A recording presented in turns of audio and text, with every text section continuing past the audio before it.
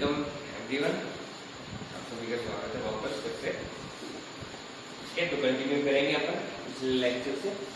अभी तक अपन डिस्कस कर चुके हैं बेसिक बातों पे, अपन बात कर चुके हैं। इलेक्ट्रिक फील्ड इंटेंसिटी तक अपन ने कवर अप कर। नेक्स्ट टॉपिक जो आज अपन पढ़ेंगे वो है properties of electric field lines. Electric field lines क्या होती है, उनकी क्या प्रॉपर्टीज होती है, उसके ऊपर थोड़ा सा प्रकाश डालेंगे कि क्या चीजें हैं।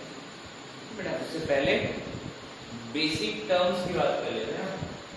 हेडिंग डालिए electric field lines. EFL that are electric field lines। आगे मैं सिर्फ फील्ड लाइन बोलूंगा तो भी आप समझ जाओगे कि हाँ मैं फील्ड लाइंस की बात कर रहा हूँ इस चैप्टर में। ठीक है, इलेक्ट्रिक फील्ड लाइंस क्या होती है? These are imaginary curves। These are imaginary curves। Imaginary curves which make motion of electric field। क्या होती है? इमेजिनरी कर्व्स होती है which make motion of electric field, यानी कि इलेक्ट्रिक फील्ड को दर्शाती है कहीं ना कहीं। इमेजिनरी स्मूथ कर्व्स होती है ना। They originate from positive charge, they originate from positive charge and exits to negative charge or infinity। Basically कहाँ से ओरिजिनेट करती है? they originate from positive charge and exit to negative charge or infinity। अब इन दोनों situations में अलग बात करेंगे, कब इन्फिनिटी में एग्जिट करती है, कब नेगेटिव चार्ज के लिए एग्जिट करती है, थोड़ी देर में अपन देखेंगे। ठीक है बेटा, तो अभी के लिए समझ लीजिए इलेक्ट्रिक फील्ड लाइंस क्या होती है? इमेजिनरी कर्व्स होती है। ठीक है, इमेजिनरी कर्व्स होती है जो कि इलेक्ट्रिक फील्ड को मोशन देती है। फिर दूसरा, ये पॉजिटिव चार्ज से ओरिजिनेट करती है, नेगेटिव चार्ज में एग्जिट करती है या इनफाइनाइट में एग्जिट करती है। ऐसा कब होता है उसको भी देखेंगे अपन। ठीक है बेटा, ओके। चलिए हेडिंग डालिए properties of electric field lines. Properties of electric field lines. तो कुछ बेसिक प्रॉपर्टीज की बात पहले कर लेते हैं, उनको ज्यादा समझने में आपको तकलीफ नहीं होगी, फिर आगे बढ़ेंगे। पहली प्रॉपर्टी है number of field lines. Number of field lines are proportional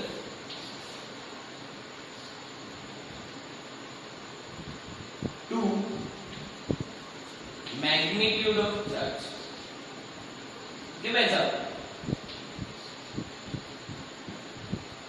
number of field lines होंगी वो प्रोपोर्शनल होगी मैग्नीट्यूड ऑफ चार्ज। तो number of field lines will be proportional to magnitude of charge. कहने का तात्पर्य ये कि मान लीजिए दो चार्ज पार्टिकल है आपके पास में, एक +5 कूलम्ब है और एक +50 कूलम्ब है। तो जिससे फील्ड लाइंस निकलेंगी, मान लीजिए कोई amount of number of field lines इससे निकल रही है, एक उनसे जो निकल रही है उनकी आप संख्या गिन लीजिए। ठीक है, तो आप पाएंगे कि भाई 50 से ज्यादा निकलेगी। There will be more number of field lines which are exiting from 50। ठीक है, यहीं पर अगर अगला चार्ज पार्टिकल आपके पास एक और है 500 कूलम्ब का, तो उससे नंबर ऑफ फील्ड लाइंस ज्यादा निकलेगी। तो पहली बात आपको क्या समझ आ जाती है कि नंबर ऑफ फील्ड लाइंस जो होंगे, फील्ड लाइंस की जो संख्या होगी वो प्रोपोर्शनल होगी to the magnitude of charge. जितना बड़ा चार्ज होगा उसके पास उतनी ही ज्यादा फील्ड लाइंस होगी। ठीक है बेटा, चलो नेक्स्ट प्रॉपर्टी पे बात कर लेते हैं। डायग्राम बना लिया होगा। सेकंड लिखिए बेटा, that density of field line, density of field lines is directly proportional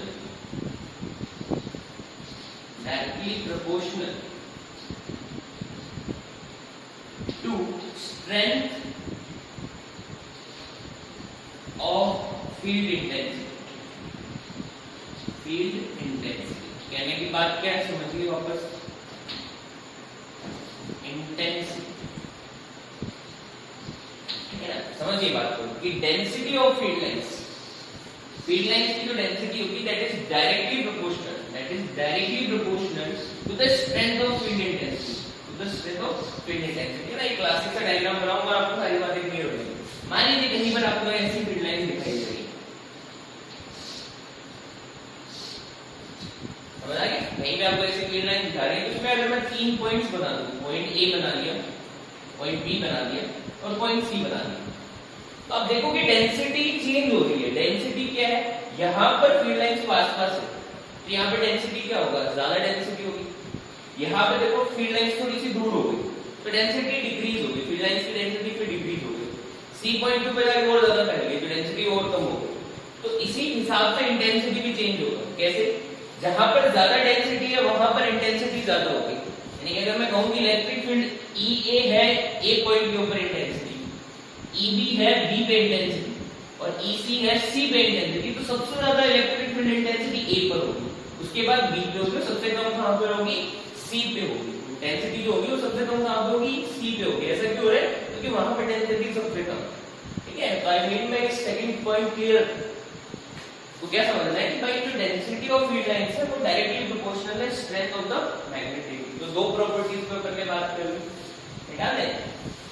चलिए भाई साहब नेक्स्ट देखिए,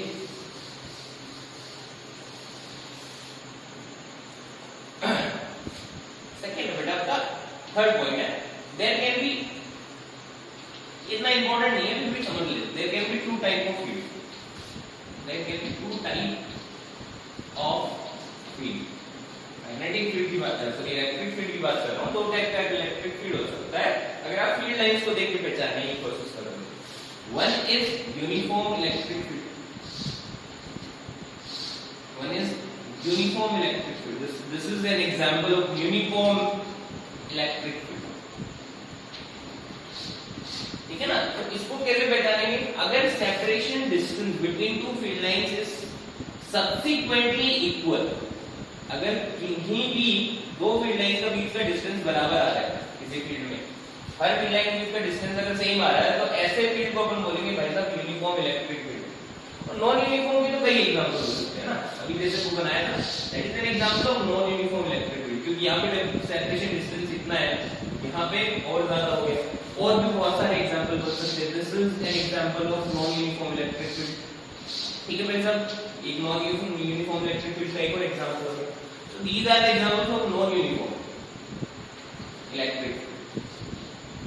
इतना इंपॉर्टेंट नहीं पर ध्यान देंगे इस बात पे। दो टाइप का इलेक्ट्रिक फील्ड हो सकता है, यूनिफॉर्म इलेक्ट्रिक फील्ड और नॉन यूनिफॉर्म। यूनिफॉर्म का एक एग्जांपल, नॉन यूनिफॉर्म के बहुत सारे एग्जांपल आप सामने बन सकते हैं। आपको पहचानना कैसे, तो आप सेपरेशन डिस्टेंस देखिए, अगर फील्ड लाइंस के बीच का सेपरेशन डिस्टेंस इक्वल है, बराबर है, तो इसका अर्थ ये है कि आपका जो इलेक्ट्रिक फील्ड है that is uniform. Separation distance subsequently change हो रहा है, ठीक है ना, हर जगह आपको यूनिफॉर्म नहीं दिख रहा है सेपरेशन, तो that is an example of non uniform electric. तो थर्ड पॉइंट अगेन है क्लियर। आगे देखिए, अब जो पढ़ेंगे ना that are very important at the exam point of view. अभी तक जो बातें करी वो एग्जाम में अगर नहीं भी लिखोगे तो कोई दिक्कत नहीं है, लेकिन अगर बोर्ड में क्वेश्चन आता है कि इलेक्ट्रिक फील्ड लाइंस की प्रॉपर्टीज के ऊपर प्रकाश डालिए, है ना, तो यहाँ पर जो आप पढ़ाने वाले हो ना उनको लिखना जरूरी हो जाता है। फोर्थ देखिए, the direction of electric field, direction of electric field, intensity बोल सकते हो, intensity at a point on electric field, on electric field will be given by tangent, underline कर लीजिए भाई साहब, टेंजेंट ऑन दैट पॉइंट,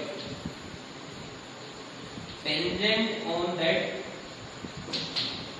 आतंकवादी बात कह दी है सर आपने, फिर आपने एक प्लस पे कोई बात लेके मारा है, फेंक के मारा है ना, क्या है ये direction of electric field intensity है और electric field will be given by tangent on that point. समझ में नहीं आएगा समझा देते। यूनिफॉर्म का चक्कर नहीं, प्रॉब्लम यूनिफॉर्म इलेक्ट्रिक फील्ड के साथ नहीं है। और तो डायरेक्शन आपको लगभग दिख रही है यूनिफॉर्मली एक ही तरफ।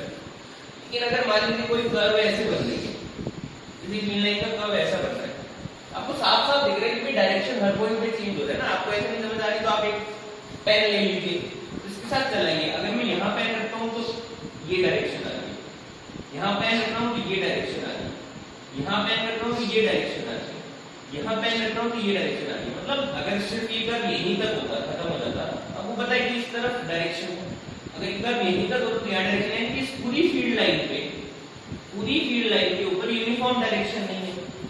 तो सर डायरेक्शन पता कैसे करें? तो बहुत बड़ा सिंपल सा तरीका है, कोई ज्यादा इसमें सोचने वाली बात नहीं, ऊपर वाली लैंग्वेज को बहुत क्लियर कर रखा है। मान लीजिए कि मैं दो चार पॉइंट ले लेता हूँ, ए ले लिया, सॉरी ए ले लिया, पॉइंट बी ले लिया, और भी ले सकते हो आप।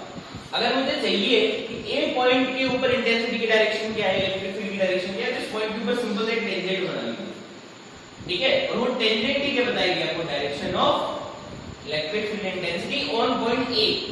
ऑन पॉइंट ए पर क्या डायरेक्शन होगी जो टेंजेंट बनेगी? अच्छा बी पे कौन सी डायरेक्शन होगी? टेंजेंट बना लीजिए। तो जो टेंजेंट होगी वो डायरेक्शन होगी इलेक्ट्रिक फील्ड इंटेंसिटी के ऑन पॉइंट बी। पूरे इलेक्ट्रिक फील्ड के लिए वैसा कौन सा पॉइंट है? सर बी पॉइंट पे। डायरेक्शन कैसे पता करनी है अपन को? डायरेक्शन आपको बस सिंपल सा क्या करना है, बस एक पॉइंट बनाना है, उस पॉइंट पर टेंजेंट, और टेंजेंट क्या बताएगी आपको? Direction of electric field on that particular point. ठीक है, समझ आ गई बात? चलो लिख लीजिए। अगली बात और बढ़िया है, ठीक है, और सुन लीजिए, बहुत अच्छी बात है, बहुत बार पूछी गई बात है, ठीक है ना, ये बार बार पूछी गई बात है। आई थिंक हर लेवल के ऊपर अगर इलेक्ट्रिक फील्ड लाइन आप पढ़ रहे हो किसी भी लेवल पे, बोर्ड पे पढ़ो या कंपटीशन के लिए पढ़ो, ये बात तो आपको क्लियर होनी ही चाहिए, ठीक है ना। वो बात क्या है वो समझिए। अगला पॉइंट है, कहता है कि no two electric field lines, electric field lines can intersect each other, intersect each other। अरे वाह, समझ रहे बात को? क्या कहने की कोशिश की जा रही है? कह रहे हैं कि दो फील्ड लाइंस कभी भी इंटरसेक्ट नहीं कर सकते, है ना। अब जो बच्चे पहली बार इलेक्ट्रिक फील्ड लाइंस को पढ़ रहे हैं, रिपीटर्स तक नहीं कह सकते, लेकिन जो सिर्फ आज पढ़ रहे हैं उनको ये सोचने वाली बात दिमाग में है कि भाई ऐसा क्यों हो रहा है, दो फील्ड इंटरसेक्ट क्यों नहीं कर सकती, है ना, इनके बीच में इतनी दूरियां क्यों है, इतना ऐसा क्या हो गया कि भाई मिलेंगी ही नहीं, कभी इंटरसेक्ट ही नहीं करेंगी, ठीक है ना। तो मैं आपको बताता हूँ इसका रीजन पूछा जाता है कि ऐसा क्यों होता है।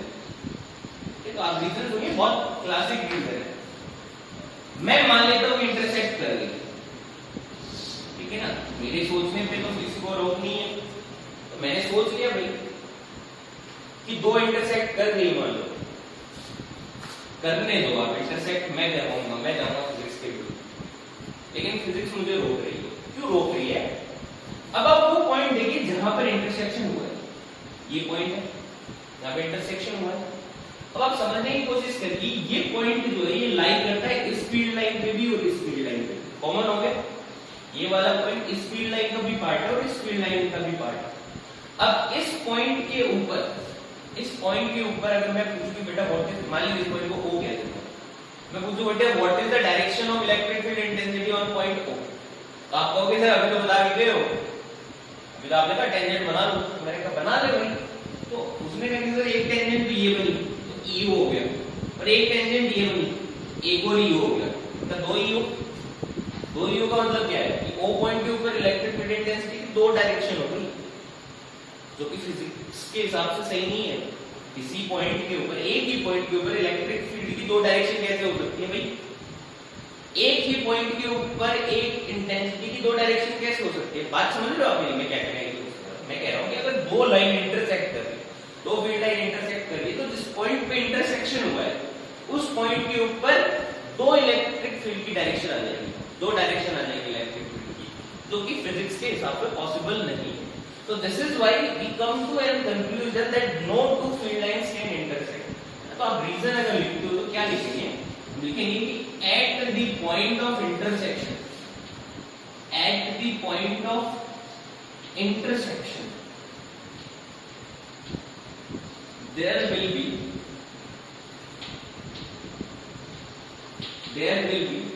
two directions of electric field which is not possible. ठीक है भाई साहब, बात समझ आ गई नहीं? हम क्या कह रहे हैं कि दो फील्ड लाइंस का इंटरसेक्शन हो नहीं सकता. क्यों नहीं हो सकता? फिर कारण समझिए कि अगर ऐसा होता तो जिस पॉइंट पे इंटरसेक्शन हुआ है ना, there will be two direction of electric field on that point. लिख दीजिए आप on that point which is not possible. इसी पॉइंट पे दो डायरेक्शन नहीं हो सकती. ठीक है, बहुत इंपॉर्टेंट है बेटा, तो लिख लीजिए बहुत जल्दी से. चलिए, इतनी बात समझ आ गई. आगे देखिए,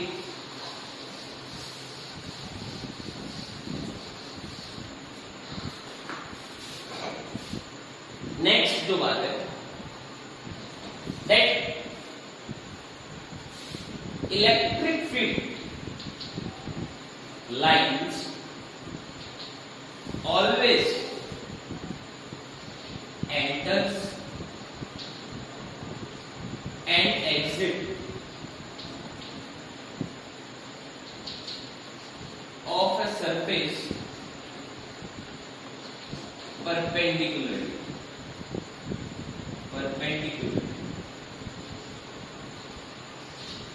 ठीक है भाई साहब, हम क्या कह रहे हैं कि अगर कोई भी फील्ड लाइन किसी सरफेस को छोड़ रही है या फिर किसी सरफेस में आ रही है तो हमेशा 90 डिग्री के एंगल पे आएगी. तो 90 डिग्री के एंगल पे आएगी, मतलब ये फील्ड लाइन है ना, बड़ी सीधी सादी होती है, सीधे आती है और सीधे जाती है ना, बहुत समझदार होती है. जैसे कि मान लीजिए डायग्राम से एक से क्लियर कर लेते हैं कि अगर एक सरफेस है, ठीक है ना, ऐसा पॉसिबल नहीं होता, मैं सिर्फ एक डायग्राम में समझाने की कोशिश कर रहा हूँ. अगर मान लीजिए कोई सरफेस है और इसमें फील्ड लाइंस आ रही है तो हमेशा परपेंडिकुलरली एंटर करेंगे, और अगर किसी सरफेस से एग्जिट कर रही है तो हमेशा परपेंडिकुलरली एग्जिट करेंगे ना. कभी आप ऐसा नहीं देखोगे वो कोई एंगल बना के आ रही है एक्टिविटी आउटपुट या ऐसा बना के जा रही है, तो ये चीज पॉसिबल नहीं है. These two cases can't be possible.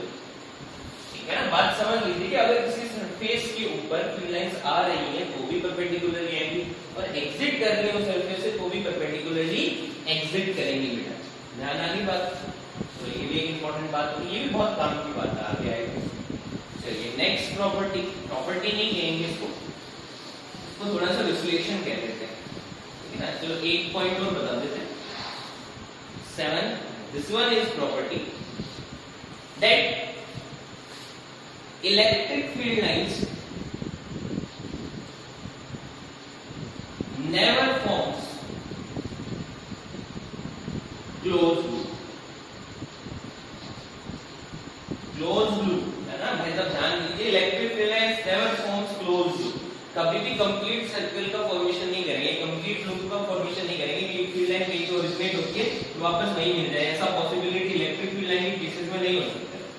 ठीक है ना, ऐसा बहुत जगह आप देखो कि कहां देखोगे, जैसे कि मान लीजिए कोई कंडक्टर सरफेस है, कंडक्टर सरफेस में मैंने बताया पहले कि उसका चार्ज होता है आउटर सरफेस पे लाइन करता है.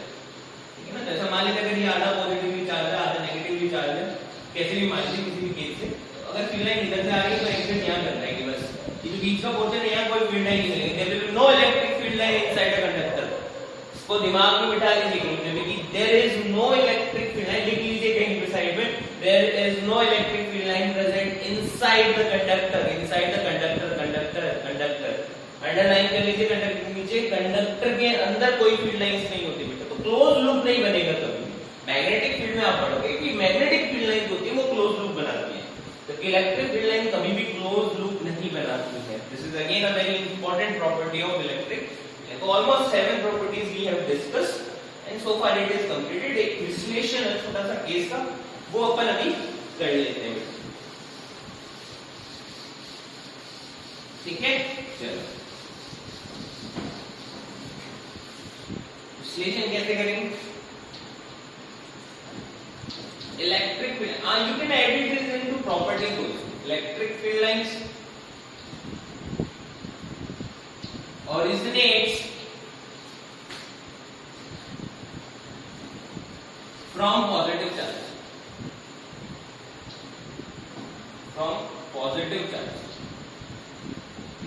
केस बना लिया मतलब एक। अगर मेरे पास में कोई पॉजिटिव चार्ज है तो इलेक्ट्रिक फील्ड लाइंस हमेशा उससे निकलेंगे। इलेक्ट्रिक फील्ड लाइंस हमेशा उससे निकलेंगे, परपेंडिकुलरली निकलेंगे। ठीक है, अगर आपको किसी को डाउट हो कि सर ऐसा ही होता है, फील्ड लाइंस बाहर ही क्यों होता है, फील्ड लाइंस डायरेक्शन भी होती है कहीं ना कहीं इलेक्ट्रिक फील्ड इंटेंसिटी। तो अगर आपको टेस्ट करना है तो आप क्या कीजिए, इन पॉइंट के ऊपर फिर टेस्ट चार्ज रख दीजिए। टेस्ट चार्ज कौन होता है हमारा +1 गुना, क्या में +1 रख दीजिए, यहाँ +1 रख दीजिए। अब देखिए कि पॉजिटिव है, पॉजिटिव को रिपेल करेगा, इस पॉजिटिव को रिपेल करेगा तो फील्ड लाइन की जो डायरेक्शन है वो किस तरफ गई, बाहर की तरफ, इस तरफ गई बाहर की तरफ। ठीक है, and exit always originates from positive charge. तो अभी डायरेक्शन किस तरह की, तो हमेशा लिखिए परपेंडिकुलरली आउटवर्ड। एक बार पूछा जाता है परपेंडिकुलरली आउटवर्ड। जबकि नेगेटिव की बात करें, नेगेटिव चार्ज की बात करें, ये अगर हमारा नेगेटिव चार्ज है they will always enter inside negative charge. Field lines बना के दिखा रहा हूं वैसा पॉजिटिव और नेगेटिव चार्ज की ध्यान देख लीजिए। फिर मैं डायरेक्शन की बात करूं, +1 का टेस्ट चार्ज रख लीजिए, इसको अट्रैक्ट करेगा तो इनसाइड करेगा।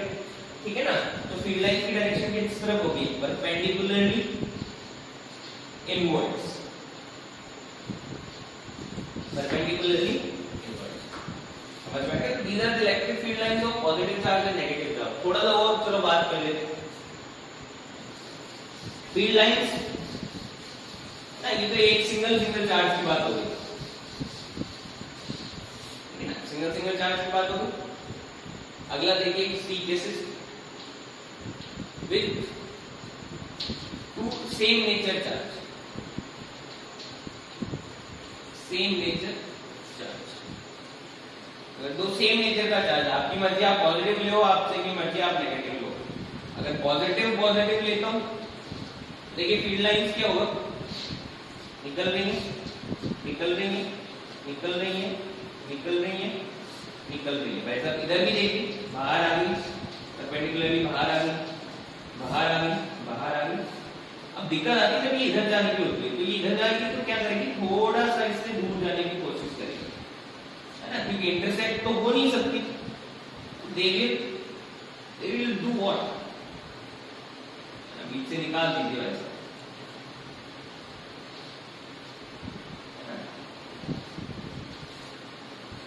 जब भी सेम नेचर के चार्ज होते हैं तो उनकी इलेक्ट्रिक फील्ड लाइंस आपको कैसे दिखाई देंगी, इधर की तरफ इनका दिक्कत नहीं है, जो सामने की तरफ आए they field lines will come like this and they will go away, and this is how the repulsion works.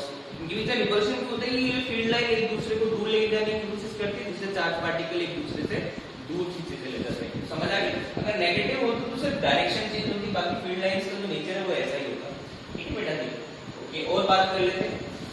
अगला केस है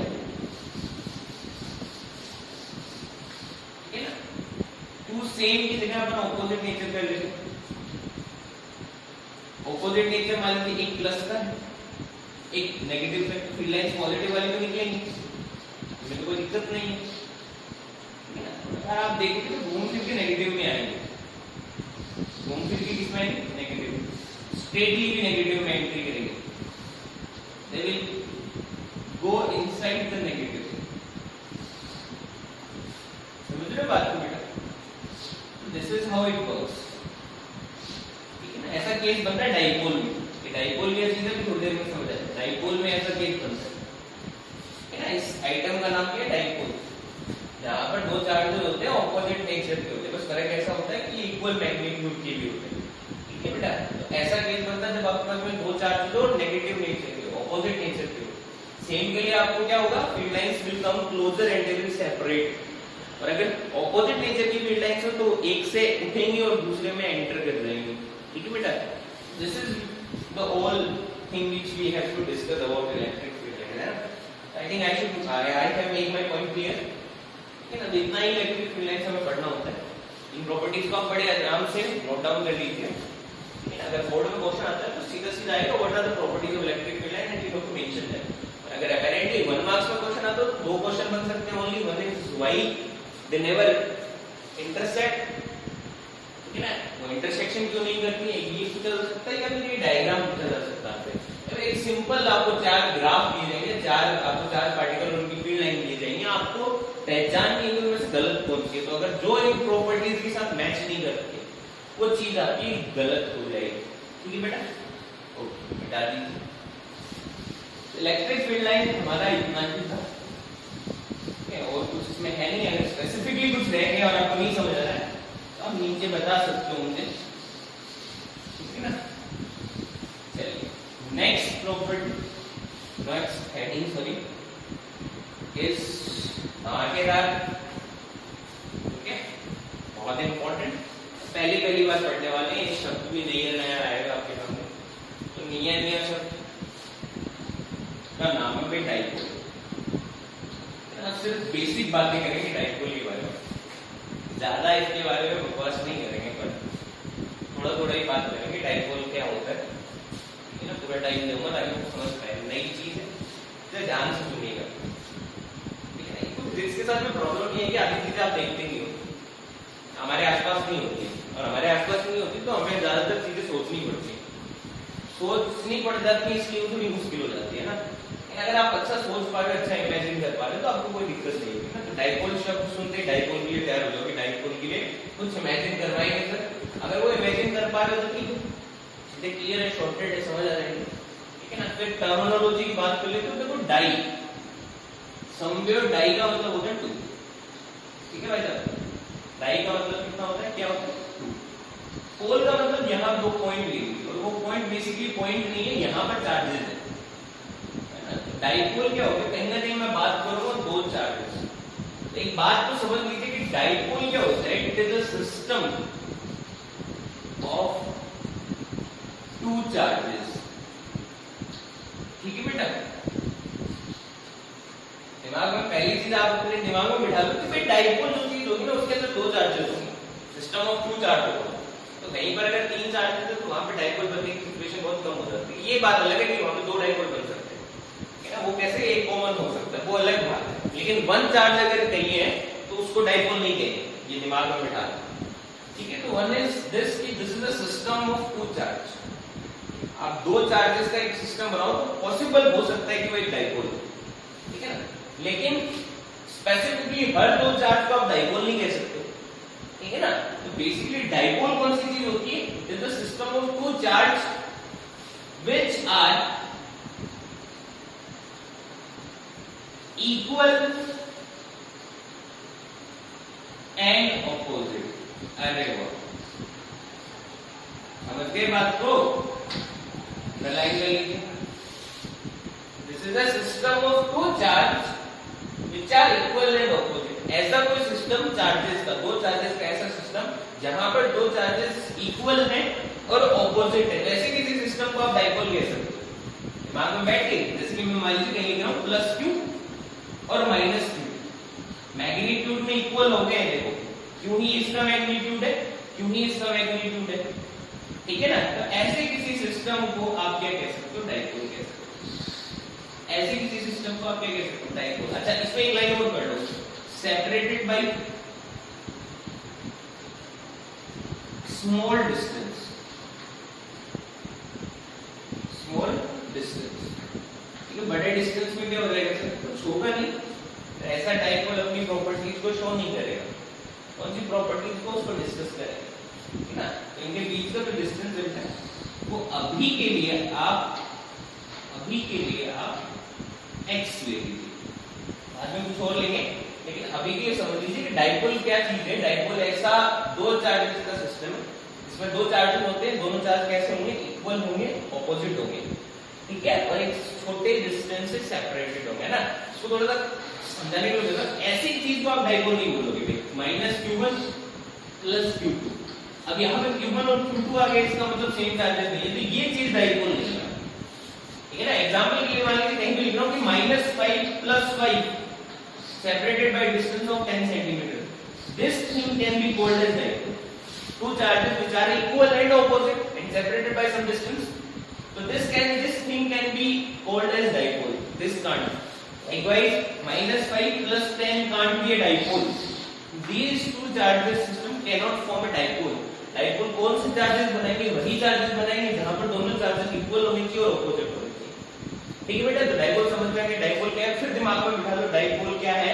डाइपोल एक दो चार्जेस का सिस्टम है जहां पर दोनों चार्जेस कैसे हैं, इक्वल है एंड ऑपोजिट इन नेचर है, उनके बीच में कोई सेपरेशन डिस्टेंस। ठीक है ना। अब मेरा एक सवाल है, छोटा तो सवाल हमारा, क्या H2 एक डाइपोल है, क्या HCl एक डाइपोल है? छोटा सा सवाल है, ऐसी कोई कंडीशन है क्या मैं कहूं कि H2 डाइपोल है क्या नहीं, है ना, या HCl डाइपोल है क्या? हाँ फिजिक्स पढ़ाते दूसरी केमिस्ट्री में चल जाता है। अरे बात कर रहे हैं थोड़ी, क्या H2 डाइपोल हो सकता है? हो सकता है भाई, इसको NaOH कर लीजिए, H पॉजिटिव OH नेगेटिव, है ना।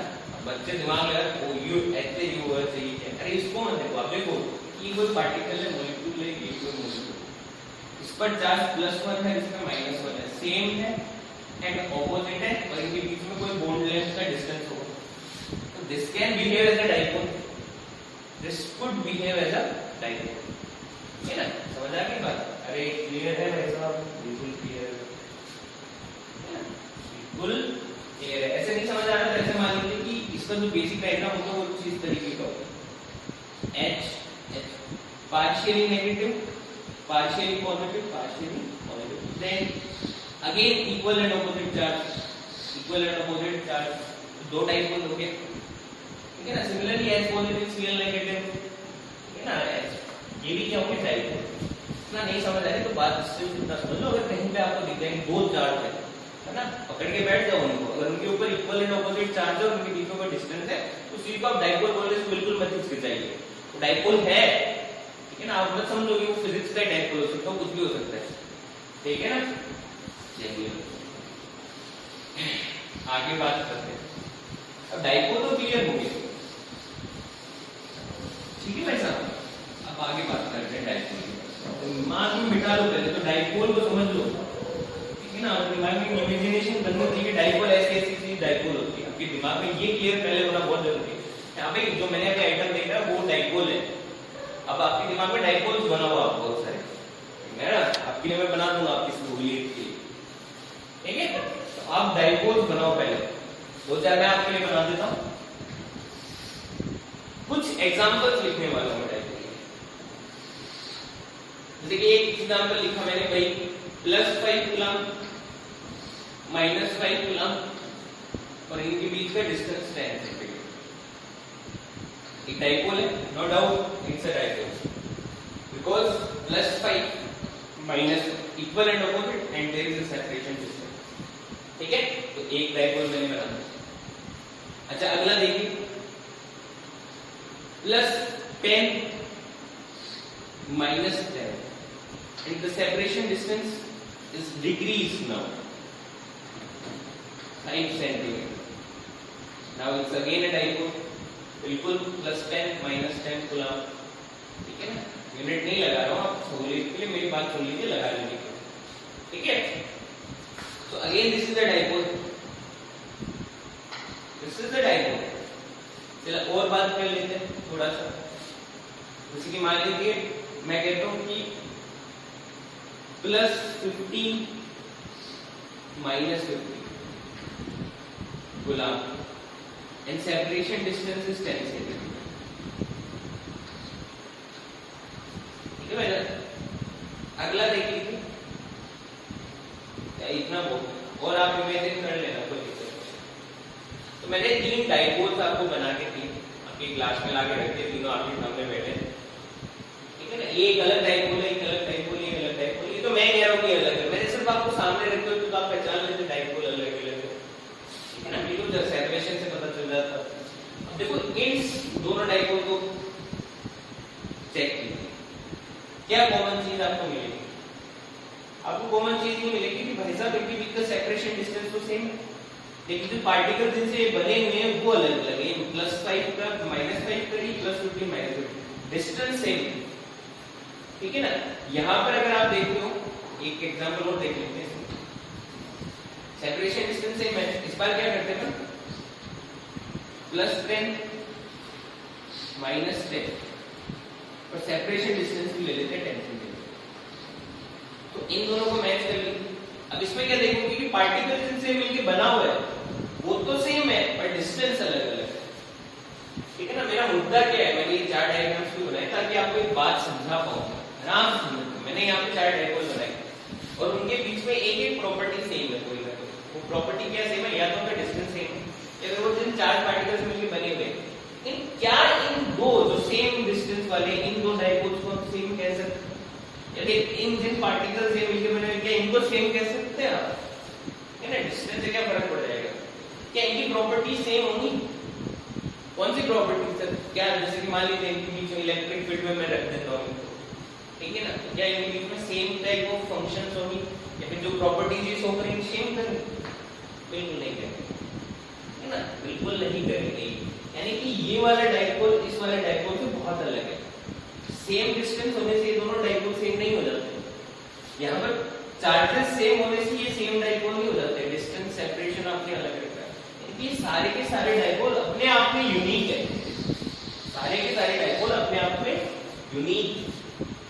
तो भाई कोई ऐसा क्राइटेरिया तो बनाना चाहिए था ना जिससे आपको ये पता चल पाए कि ये डायपोल इस डायपोल से अलग है। कोई क्राइटेरिया तो बनाना चाहिए था जिससे कि आपको पता चल पाए कि ये डायपोल इस डायपोल से अलग है।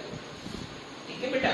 तो ऐसा डायपोल इस प्रॉपर्टी को अपन डिस्कस करेंगे। ऐसी प्रॉपर्टी जो क्या कहलाती है, तो पार्टिकल जो डायपोल की प्रॉपर्टीज को डिफाइन करता है, ठीक है। तो हर डायपोल की एक प्रॉपर्टी होती है ऐसी, ठीक है ना। तो इसी प्रॉपर्टी को अपन नाम देते हैं डायपोल मोमेंट। इसी प्रॉपर्टी को नाम अपन क्या देते हैं, डायपोल मोमेंट। ठीक है। ऐसा हर डायपोल का अपना डायपोल मोमेंट होता है, यानी कि वो प्रॉपर्टी, यानी जैसे मैं बोलता हूँ बेटा एक डायपोल है plus five minus five separated by some distance, इस डायपोल का अपना एक डायपोल मोमेंट होगा, वो उसकी प्रॉपर्टी है। ठीक है। हर डायपोल में डायपोल मोमेंट आपको पता होना चाहिए कितना होगा। ठीक है। अच्छा, डायपोल मोमेंट को अपन दर्शाते हैं is denoted by p vector.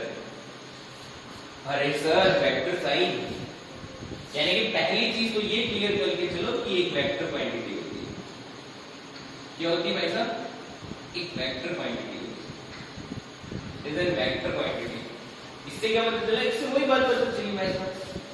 अगर मैं बोलता हूँ कि फिजिक्स में कोई चीज वेक्टर साइन लगा दिया तो सिंपल मैथमेटिक्स को भूल जाओ। दो डायपोल मोमेंट जोड़ने पड़े तो मैथ्स की तरह जोड़ो मत, तो 10 + 5 15 हो गया काम। नहीं, वेक्टर लगा देते हो तो जोड़ोगे वेक्टर सम से, है ना, कि formula √a² + b² + 2ab cos θ, ये आपके पीछा नहीं छोड़ने वाला है। आपको अगर दो डायपोल मोमेंट्स को जोड़ना है तो इस फार्मूला से जोड़ोगे, ना कि डायरेक्ट मैथमेटिक्स लगा दोगे। ठीक है बेटा, समझ आ गई बात? तो पहली चीज तो वेक्टर क्वांटिटी होता है। फिर किसी भी डायपोल का डायपोल मोमेंट कितना हो सकता है? ठीक है। तो न्यूमेरिकली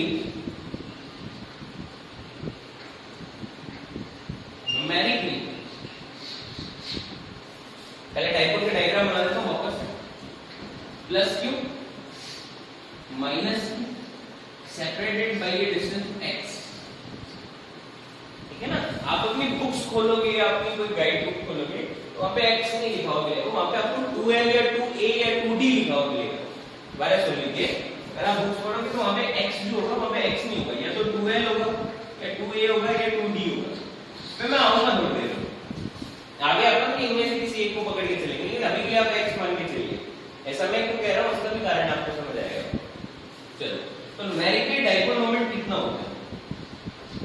मैग्नीट्यूड की बात करते हैं। वेक्टर क्वांटिटी है तो पहले मैग्नीट्यूड की बात करेंगे, फिर डायरेक्शन की बात करेंगे। तो डायपोल मोमेंट का मैग्नीट्यूड कितना होता है बेटा? तो आप समझिए कि अभी मैंने कहा डायपोल के पास होती दो चीजें। दो चीज क्या? तो चार्ज और एक सेपरेशन डिस्टेंस, जो कि दूसरे डायपोल से अलग करता है।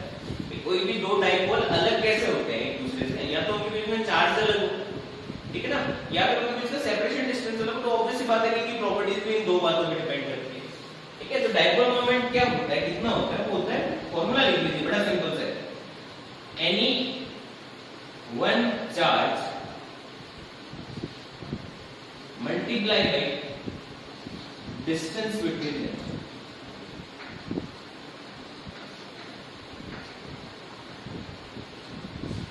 Any one charge multiply by distance between them. Basically, your p vector magnitude is equals to any charge q multiply by x, qx. अच्छा, अब आगे देखिए। अब मैं मैं कह रहा हूं कि कुछ बुक्स में x को लिया हुआ है 2l, ठीक है ना। 2l में क्या दिक्कत है वो समझ लीजिए। तो आपको डाइपोल मोमेंट का फॉर्मूला मिलेगा any one charge again q into distance between them is 2l, ठीक है ना। तो आपके पास में डाइपोल मोमेंट का फॉर्मूला कितना हो गया, p magnitude is equal to 2ql, ठीक है ना। तो यूज तो कोई सा भी करना है। देखो एग्जाम में अगर डाइपोल मोमेंट कैलकुलेट करना आ जाए तो आपको हमेशा डाइपोल मोमेंट का जो यूनिट फार्मूला है वो आप 2ql या q into x को मत याद रखिए, आप सिंपल सा याद रखिए any one charge multiply by distance between them. इससे आपकी गलती होने का स्कोप कम हो जाएगा। इसी मैं एक एग्जांपल करवाता हूं तो आपको बहुत आराम से समझ आएगा कि मैं इन चीजों से बचने के लिए आपको क्यों कह रहा हूं, ठीक है ना। आगे वाले कंटिन्यू करेंगे, थोड़ा सा न्यूमेरिकल करेंगे, इतना लिख लीजिए आप। डाइपोल मोमेंट का फार्मूला के बाद दोनों डायग्राम बना लीजिए, आप x ले लीजिए या 2l ले लीजिए, ठीक है ना। बेटर होगा कि आप x लो, ठीक है। अगर आप 2l ले रहे हो तो 2l का डायग्राम भी बना लीजिए, वापस फार्मूला लिख लीजिए 2ql q into x, और मैं कहूंगा कि न्यूमेरिकल करने के लिए आप इसका यूज करिए, ठीक है। ऐसा क्यों होता है, गलती के स्कोप कम हो जाते हैं, ठीक है। तो न्यूमेरिकल करते हैं, बाकी समझ आ जाएगा आपको कि क्यों ऐसा मैं कह रहा हूं।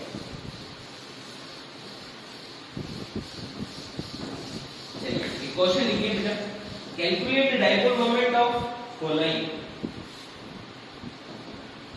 Calculate dipole moment of following, ठीक है ना। तो डायग्राम मैंने आपको दे दिया, +5 -5 कूलम, माइक्रो में दे रखा, चेक कर लेना 10 सेंटीमीटर, तो इसका भी ऐसा यूनिट ले लेते हैं मीटर, कैलकुलेशन कीजिए, ठीक है बेटा। अभी मैं आपको बताता हूं कि आपको क्या करना है। इसका डाइपोल मोमेंट कैलकुलेट करना, अभी मैंने फॉर्मूला पढ़ा p = 2ql, ठीक है ना। अब मैं जो करने जा रहा हूं बेटा वो समझ लीजिए कि मैं गलत करने वाला हूं, सही नहीं करने वाला, गलत करने वाला हूं। कुछ बच्चे पकड़ सकते हैं मेरी गलती, जो पकड़ सकते हैं वो सही है, तो नहीं पकड़ पाएंगे वो गलती वो एग्जाम में कर देंगे जिससे हमें नहीं हो जाता है। तो गलत कैसे करते देखिए, मान लीजिए कि मैं p बोलता हूं तो 2q चार्ज कितना हुआ 5, और l कितना हुआ तो 10 सेंटीमीटर 10 मीटर। तो फार्मूले के हिसाब से p इक्वल्स टू आ गया 2 into 5 that is 10 into 10 100 coulomb metre unit हो गया, ये आ गया। और ये गलत आंसर है, ठीक है ना। गलत कैसे समझिए बेटा कि 2l जो है यहाँ पे जो 2l है वो कौन सी वैल्यू है, ये है 2l पूरा, तो पूरे के पूरे 2l का वैल्यू कितना है 10, पूरे के पूरे 2l का वैल्यू कितना है 10, ना कि अकेले l का। l का वैल्यू 5 है, l का वैल्यू 10 नहीं है क्योंकि 2l आपने लिया distance between them which is equal to 10, ठीक है। तो यहाँ पर फॉर्मूले में आप q रखिए और 12 का वैल्यू पूरा 10 रखिए, इसका जो आंसर होता है वो होता है 50 ना कि 100। इसका करेक्ट आंसर होता है 50 कूलम मीटर। समझ रहे मेरी बात को, 100 नहीं होता। फिर समझिए मैंने क्या किया है, अगर मैं डायरेक्टली वैल्यूज पुट करने लगता हूं तो बच्चे क्या करते हैं, इसको l समझ लेते हैं। हां भाई लेंथ है इसका डायपोल की 10 दे रखी है, लेंथ नहीं है यार, इनके बीच का सेपरेशन जो वो 2l है, तो 2l वो 10 के बराबर है ना कि l। तो इसमें क्या होता है गलती की स्कोप हो सकती है, जो समझदार होते हैं वो तो कराते हैं, लेकिन बच्चे ना समझ होते हो जाती है गलती, कोई बड़ी बात नहीं, मुझसे भी हो गई पहले हुई है, ठीक है ना। तो इस प्रॉब्लम से डील करने के लिए हमने कहा कि भाई एक फॉर्मूला अलग लिख लो अपना, सिंपल सा फॉर्मूला अपना अलग बनाओ, any one charge that is 5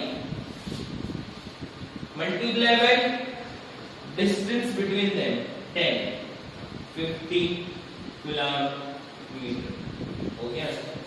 तो इतना अपन को लफड़ा पालना, ठीक है। बात समझ आ रही नहीं, चलो आगे बात कर लेते हैं, ठीक है ना। आगे डाइपोल मोमेंट आपको कैलकुलेट करना है, और चीज की बात नहीं है, सिर्फ डाइपोल मोमेंट अगर आपको कैलकुलेट करना है तो सिंपल फॉर्मूला रखिए आप, that is any one charge multiply by distance of separation between them. चलिए तो अभी अपने पास में डाइपोल मोमेंट का फॉर्मूला मैग्नीट्यूड का कितना आ गया 2q है, ठीक है। चलिए यूनिट हो गया कूलम मल्टीप्लाई बाय डिस्टेंस, भाई any one charge coulomb, distance कितना है मीटर में नापेंगे तो कूलाम मीटर इसका यूनिट होगी, कूलाम। ठीक है बेटा, चलिए ये बात समझ आ गई। डाइपोल मोमेंट का डायमेंशनल फार्मूला कैलकुलेट कर सकते हो, तो that will be equals to ATM।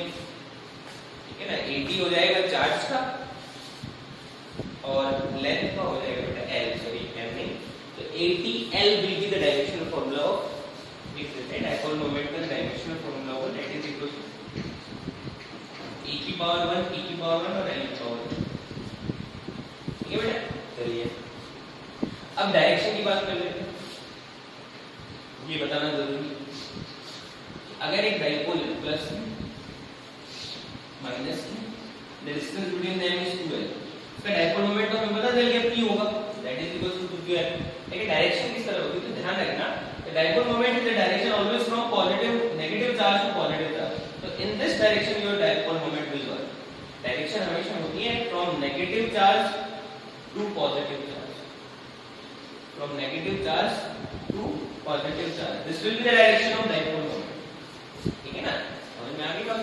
तो दो dipole moment के बीच में एंगल निकालो तो ध्यान रखिए dipole moment की डायरेक्शन किस तरह है, from negative to positive. Is that clear? This is something about dipole moment which we have to discuss. But almost I think dipole moment के introductory part में इतना आपको बताना काफी होगा, ना पहले और नेक्स्ट हम dipole के आगे बढ़ेंगे। ठीक है ना, dipole का बिहेवियर अपन पढ़ेंगे, थोड़ा सा उनके बारे में जानने की कोशिश करेंगे। अभी देखिए इतना बहुत है, dipole को पूरा कवर कर लेंगे, dipole moment को थोड़ा पढ़ेंगे, हो सके तो एक बार न्यूमेरिकल निकाल लीजिए, आपके लिए इजी रहेगा। अच्छा एक क्वेश्चन और, चलो एक पॉइंट और रहेगा, ये कई जगह पूछा गया, what is the total charge of dipole. बड़ा इजी सा है लेकिन बार बार पूछा गया, total charge of dipole, dipole का टोटल चार्ज कितना होता है, ये कई बार पूछा गया। That answer is very simple, that is nothing but the most prestigious number of mathematics, 0। Total charge of dipole is 0। Total charge आपके सिस्टम का निकालो तो मैथमेटिकली ऐड कर दीजिए, plus two minus two that becomes 0। कई बच्चे इसको भी 2q कराते हैं, ये मैंने आपको बता दिया। टोटल चार्ज जो होगा डाइपोल को कितना होगा, 0। अच्छा टोटल फ्लक्स भी 0 होगा, डाइपोल का टोटल फ्लक्स भी कितना होगा, 0। अब ये फ्लक्स क्या चीज है वो आगे पढ़ेंगे, आप नोट करिए। This is how we end this lecture and we will continue for the further the next video. Good night. It's too late. And please again, सबको मैं कहता हूँ stay home, stay safe. ध्यान रखिए अपना।